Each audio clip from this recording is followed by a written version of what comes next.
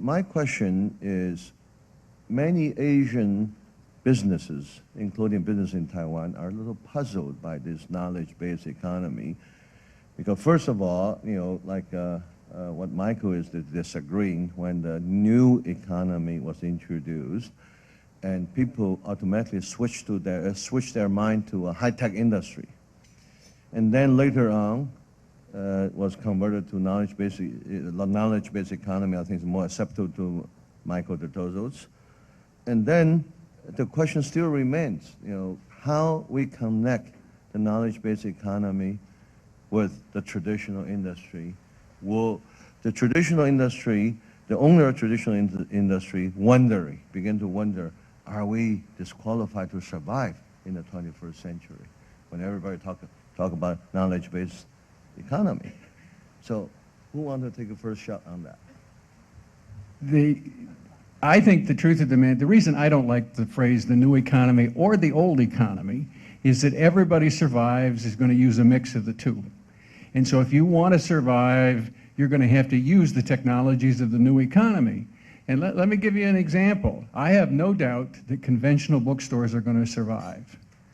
We're building new bookstores in America as I speak, but they're very different bookstores because of the new economy and Amazon. They come with fireplaces, human chat rooms, lecture halls, a whole set of things that didn't used to be in bookstores. Starbucks coffee. Starbucks coffee, and we're making bookstores into social clubs as opposed to bookstores. And so the new economy is going to change that old bookstore. And see, if you think of Amazon, think about it. It sold its first book 5.5 years ago, and today, just 5.5 years later, it sells 10% of the books sold in America. That's a new economy. There is no conceivable way using brick and mortar you ever could have gotten 10% of the American book market in a 5-year period of time. Now, if you'd like, I'll be a little nasty to Mike since he's a friend. See, I think Mike, if he had been the advisor to the King and Queen of Spain, when Columbus went off to discover the New World and happily came back to Madrid and said, look, I've discovered the New World, and you're going to get millions of ounces of gold and millions of ounces of silver, Mike would have said, he didn't discover the New World. Leif Erikson was there 600 years earlier. Geologically, we've known about it for 2 billion years. And anyway, 30 million Indians live in the New World. It ain't the New World. But the answer is it was a new world, because it completely changed the Europeans' conception of how they looked at the world. It led to the Spanish Empire, it led to the British Empire, and the world was forever different. And see, I think that's the sense in which the new economy is the right language. For example, suppose I'm in the music business that I mentioned. Damn it, I'm in a new world. Ever since human beings began, there's been a music business, and suddenly I'm confronting a world where I may earn no money doing music. If I'm in the music business and Mike comes and tells me there's not a new economy, I'm going to toss him out, because the answer is there is a new economy. At Christmas time, December, the airline companies announced that more than 50% of the tickets sold in the United States are now sold electronically. And in the last 5 years, half the travel agents in America have been driven out of business.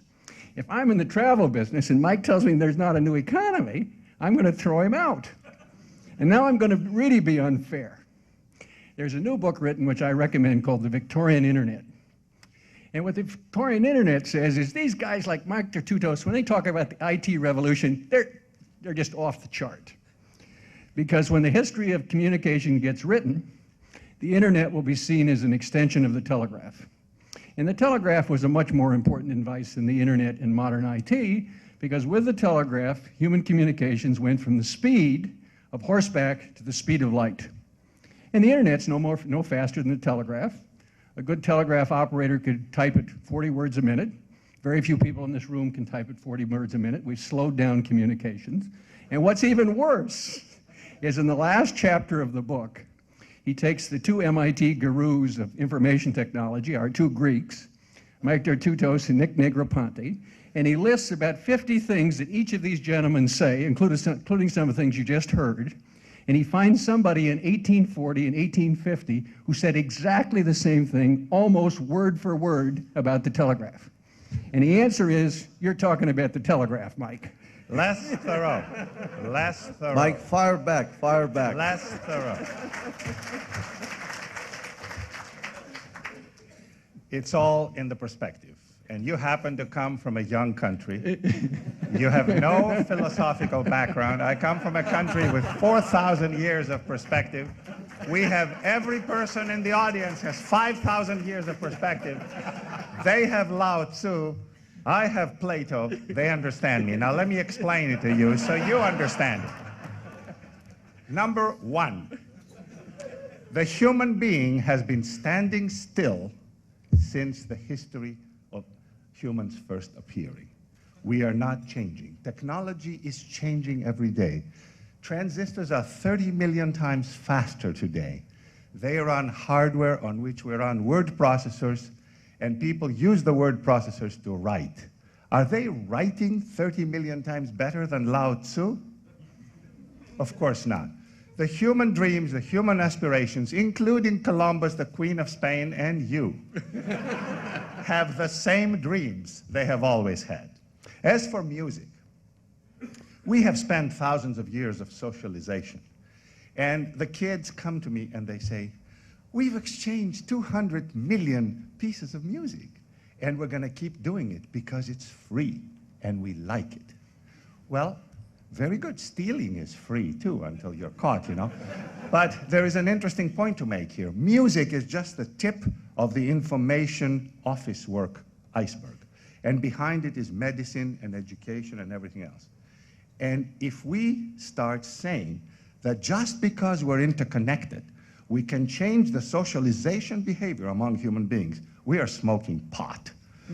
We have learned not to steal, and we have learned to have an economy and to respect each other. So if you start saying you can change music without paying the artist, it's very much like saying tomorrow you can steal a doctor's work or an educator's invention or anything else because, wow, we're interconnected. I don't buy that. On the one hand, we're talking about changes of technology. On the other hand, we're talking about changes of human nature, and there are different views about that. Now, how about simply manage changes? Changes of the things around us, changes of educational system, changes of a social value, changes of economic structure. So anybody has any comments on that? How we all together put our minds together to think about managing changes. Mike says that his relatives were civilized 4,000 years ago. Morris says that his relatives were civilized 5,000 years ago. I will cheerfully admit that my relatives were in the caves just 1,000 years ago. No civilization, living in cold northern Europe somewhere. But let me talk about something we learned living in the caves. And it has to do with creativity. Suppose I said to you, what's the most creative society that ever existed on the face of the earth, in the sense that more people were alive in the same time in the same place that all of us would agree were geniuses? Think for a minute, what country and what time would you name? I think the answer is Russia in the last half of the 19th century, where my relatives happen to come from. Think of the people who were alive at the same time. Authors: Tolstoy, Dostoevsky, Chekhov, Turgenev, Gogol, Pushkin. Each one of them wrote better than Plato. Think about the artists: Stravinsky, Tchaikovsky, Kandinsky, Malevich, Rimsky-Korsakov. Think about the scientists: Pavlov, to this day the world's greatest biologist; Oswald, the first Nobel Prize winner in chemistry; Mendeleev, the periodic table of elements; Lobachevsky, non-Euclidean geometry. Now, why did that happen? That happened in the chaos of a dying empire. To get creativity, you have to be willing to tolerate chaos. It's the cracks in the sidewalks that count. Weeds come up, but that's also where the flowers come up. Now, you also need some order. The Russians had such little order, they couldn't use all this creativity, and many of these people ended up spending their last part of their careers in somebody else's countries. But now let me come to this China. Many historians have pointed out that in the 14th century, before Columbus discovered America, China had all the technologies necessary to have the Industrial Revolution, 400 years before it occurred in Europe. And I'll read you just a few of the things that the Chinese know how to do before Columbus discovered America. 11th century China made more iron and steel than 18th century Europe. China had the gunpowder, the compass, and the rudder. They had put an armada with 28,000 troops on the east coast of Africa. The ships were 4 times as big as those of Columbus. They had the printing press movable type paper, a plow, and a threshing machine. And believe it or not, they knew how to drill for natural gas. And then the emperor said, all of this creativity threatens order. Burn the ships, destroy the logs, you're not allowed to use the technologies. In the next 300 years, China slipped from technological superiority to technological inferiority, and in the 19th century, it's a quasi-colony of all these dinky little European countries who 400 years earlier had been its technological inferior. The demand for order squeezes creativity. And let me give you a modern example so you don't just think this is a historic example. Suppose I wanted to write a negative book about Jack Welch, America's best businessman, the bad things about Jack Welch. What would I say? I would say he took a laboratory, Thomas Edison's laboratory, that had been famous for being one of the most creative research laboratories in American history, and in his 25 years, it invented nothing. He was a Chinese emperor who demanded order. He got lots of profits out of his order, and he got no creativity. And the next head of GE is going to have a real problem, because there's nothing in there in the technological basket to lead them forward. On the other hand, if you say, what's the most creative laboratory in America, industrial laboratory in the last 25 years? It's probably the Bell Labs. Always been owned by companies in chaos, and that's why it's creative. And I think this question of how you mix chaos and order is something that has to be thought about very seriously in the Orient, because there have been times when you've been the world's global leader in technology, and your demand for order stopped you from using it. Breathe. Are you breathing? Okay. The Business Week last year ranked the Laboratory for Computer Science 4 notches above Bell Labs. I thought I'd tell you. Okay, I was going to be serious, but since you started this, I'm going to say a few things.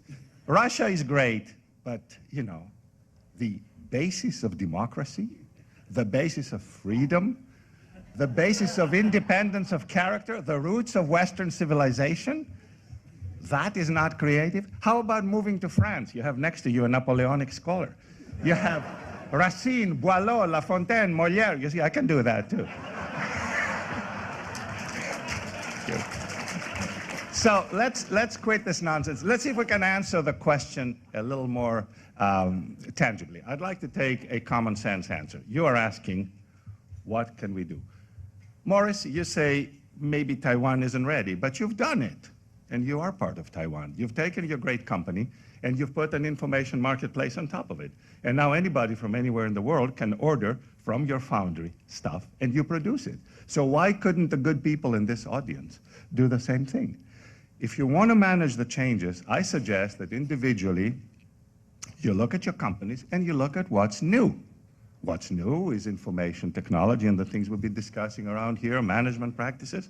See if you can apply these things to your own businesses. I would start with a common sense approach, the way you did, Morris, and I don't see why Taiwan isn't ready. In fact, I think Taiwan has no alternative but to go there.